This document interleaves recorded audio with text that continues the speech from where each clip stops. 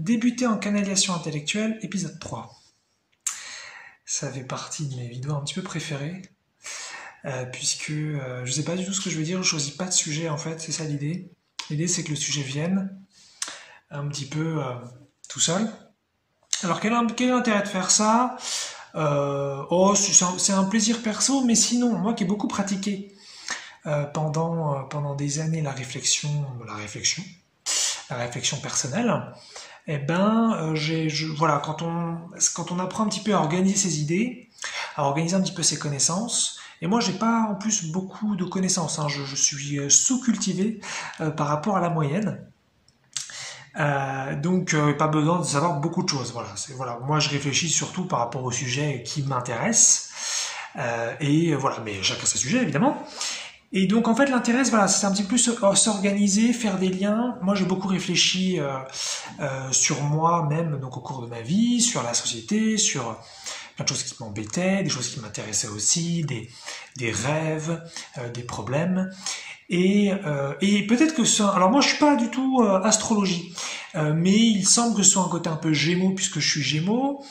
Où on est beaucoup dans la tête, par exemple, et donc on pourrait réfléchir beaucoup et voilà, penser à des trucs pour penser à des trucs. Et effectivement, ça peut être aussi un travers, ça peut être un risque. C'est ensuite de réfléchir pour réfléchir, de parler pour parler.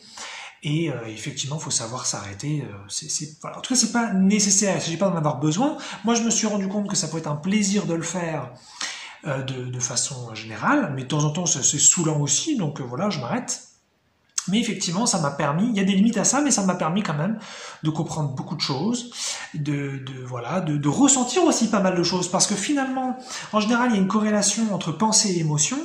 C'est que si en réfléchissant, en canalisant de l'information sur moi-même, en intellectualisant un petit peu les choses, normalement, ce qui se passe, c'est qu'à un moment donné, si par exemple, donc on est sur le sujet d'être sur soi, hein, puisque j'ai dit que j'avais beaucoup réfléchi sur moi, et bien normalement, à un moment donné, on va toucher un point sensible et ça peut faire monter une émotion.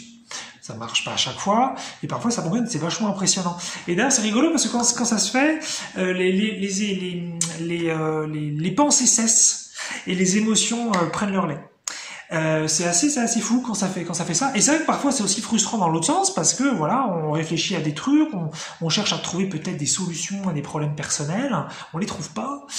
Et pourtant on semble en tout cas être de bonne volonté, on essaye des trucs, on se dit des choses ou on pense à des choses. Et puis ça donne rien. Donc faut voir. Mais moi j'ai toujours effectivement aimé faire ça.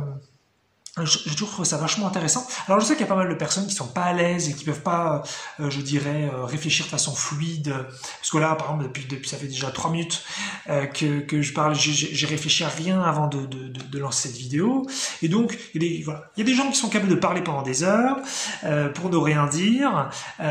Et là, il s'agit pas non plus de ça. Il s'agirait de cibler, il s'agirait d'être capable que ça devienne utile. Bon, alors en disant ça fait peut-être un petit peu critique des gens qui aiment bien parler pour ne rien dire, mais bon, c'est pas grave.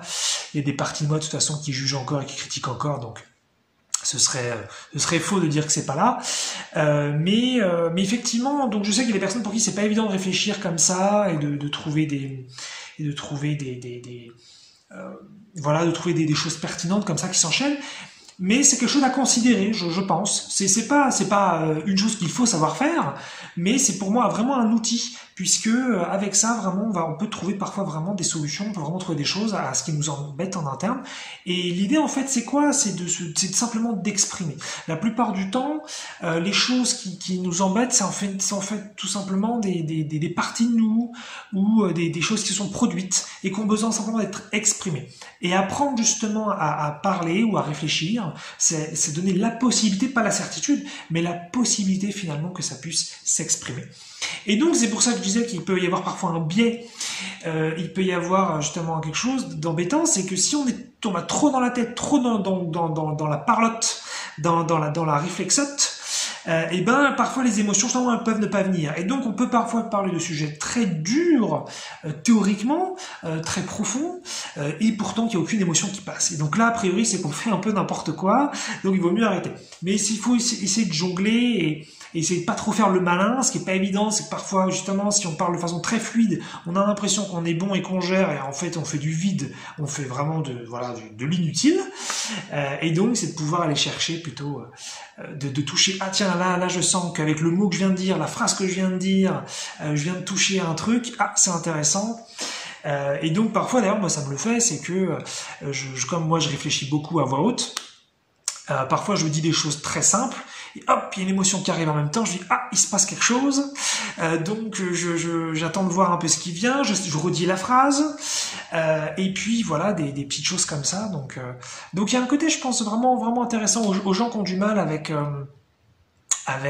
l'intellect. Donc, ne pensez pas déjà que c'est une histoire de connaissance et de culture, puisque moi, je vous dis, vraiment, je le sais, je suis sous-cultivé, ça peut être un peu dramatique dit comme ça, mais en tout cas, je suis moins cultivé que la moyenne, peut-être pas beaucoup, mais par exemple, en géographie, je suis une bille, la géographie de base, hein, il y a plein de trucs que je connais pas du tout, je sais pas, des noms de plats à manger, donc il y a plein de choses que je connais pas, il y a plein de choses, en fait, qui m'intéressent pas tellement sur Terre, et je pense que c'est ça aussi, c'est qu'on va retenir et on va vraiment s'intéresser aux choses qui nous touchent. Et de ce point de vue-là, il n'y a pas des sujets mieux que d'autres.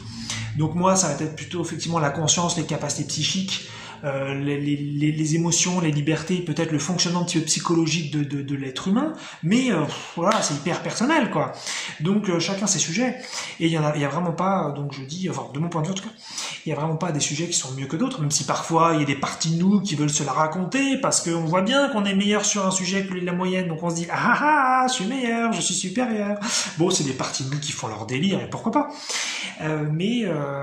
En tout cas, voilà, vous dites pas, je peux pas réfléchir, ou je peux pas aligner des trucs, je peux pas aligner des idées parce que j'ai pas assez de connaissances, pas assez de culture. On s'en fout. En fait, l'idée, c'est simplement, déjà, vous pouvez le faire avec vous-même. Là, je le fais dans une vidéo, mais chacun son truc.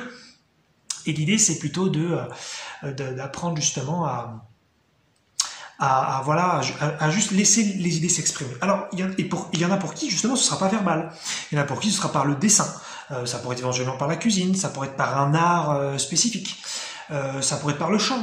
Mais peu importe, je pense que c'est toujours intéressant d'essayer en tout cas d'exprimer simplement ce qui est là et d'arriver en même temps donc à jauger, là je fais de l'inutile, là je parle trop, là je parle pour ne rien dire, ou là je parle pour me la raconter, là je parle pour montrer que j'existe, là je parle pour prendre le dessus sur la relation ou le groupe, ou là je parle parce que je m'exprime, parce que j'ai le droit d'être. Il y a quelque chose qui est là, qui a besoin d'être dit, et là savoir dire les choses, je pense que c'est un super outil.